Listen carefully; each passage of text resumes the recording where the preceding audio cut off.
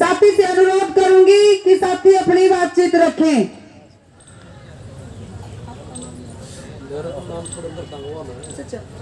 Sorry, Narendra नहीं जी, वो सुरेंद्र सांगवान जी हैं। हाँ जी।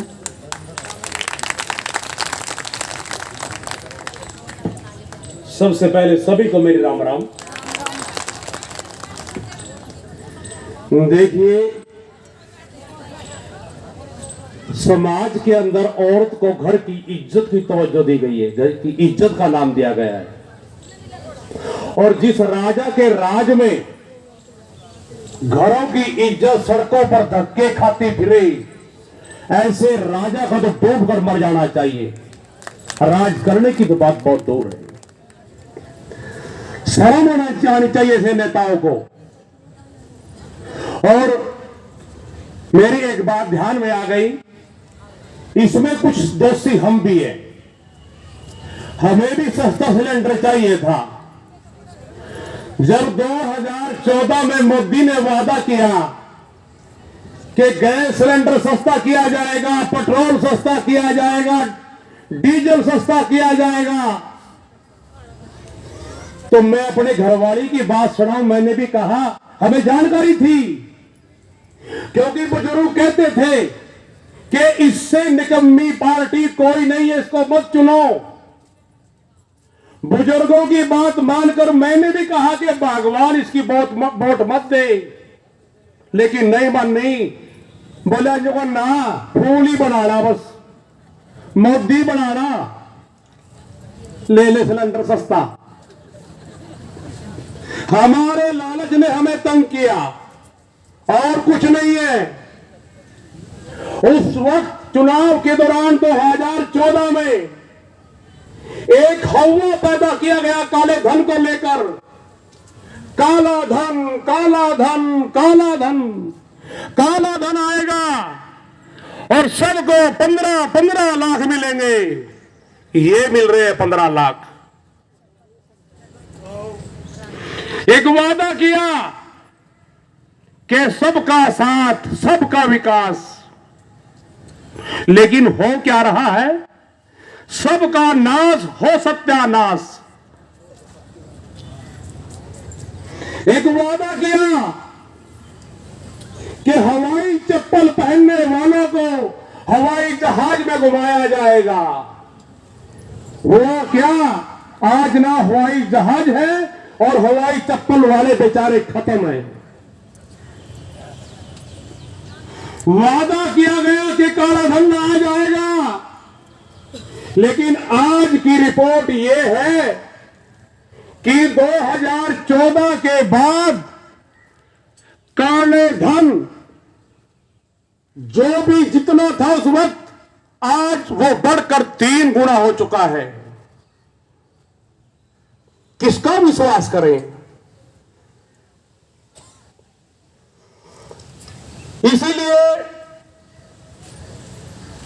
बहुत गलत हुआ देश के साथ। जो सोचा था, जो मन में थी कि देश के अंदर राम राज आएगा, लेकिन इसने तो रावण को भी माफ कर दिया।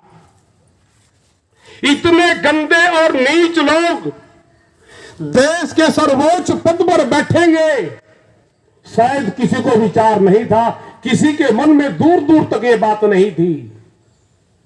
सभी जानते हैं कि देश के प्रधानमंत्री की एक एक बात का मोल होता है, एक एक बात का कोई खास मतलब होता है।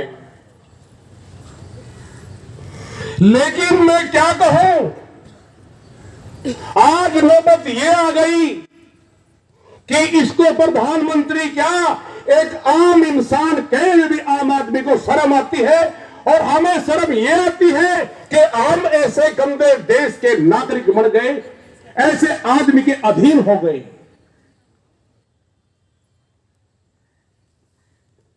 रही बात आंदोलन की, जो किसान आंदोलन हुआ, सभी जानते हैं जीत हुई, किसान की जीत हुई।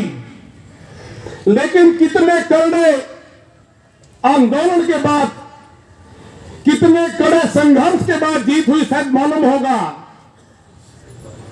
जब तक दिल्ली को चारों तरफ घेर कर किसान नहीं बैठे, दिल्ली की सांस बंद नहीं हुई, दिल्ली की नसों में दम नहीं आया, तब तक सरकार नहीं झुकी। और वही बात आज आपके सामने है। मेरी सलाह है, वो गलत भी हो सकती है,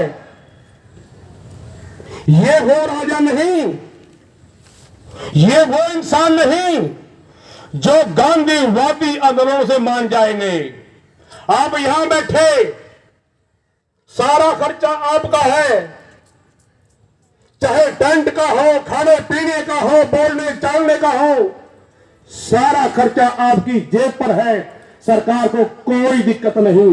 कितने दिन बैठे रहो, ये बहुत बेशरम लोग हैं, पता नहीं किस मिट्टी के बने हुए हैं ये लोग। मेरा तो ऐसा मानना है, चाहे आप कितना लंबा संघर्ष कीजिए, यहां बैठकर कोई सुनने वाला नहीं है।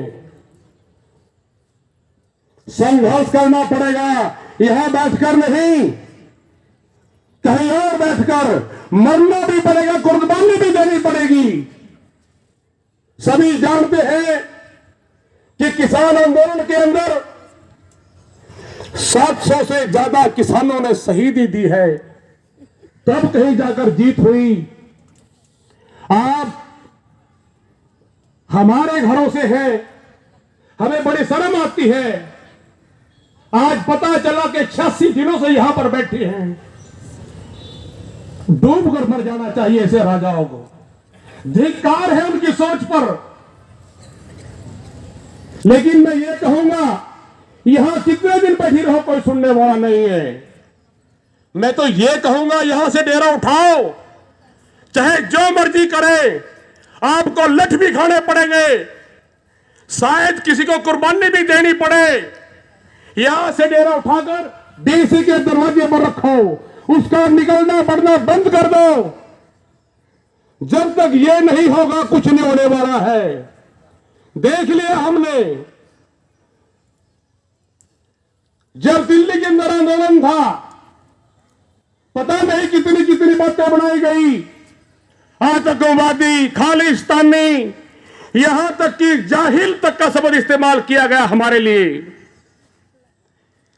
इस हद तक बेशर्म किया गया कि हम उठकर चले जाएं, लेकिन नहीं, हिम्मत नहीं हारी, क्योंकि सभी जानते हैं कि जीत सच्चाई की होती है, जीत धर्म की होती है। और मैं ये भी कहता हूं कि जीत आपकी होगी, अवश्य होगी, हर हालत में होगी। आज नहीं तो होगी, 10 दिन बाद होगी, महीने बाद होगी। जीत आपकी होगी, लेकिन कड़ा संघर्ष करना पड़ेगा। यहां बैठने से बात नहीं बनेगी। हर जिलों के अंदर जो भी सचिवालय है, डीसीओ का दरवाजा बंद कर दो। आपसे बड़ा कोई नहीं है। देश की सबसे बड़ी कोई ताकत है तो आप हो। अपने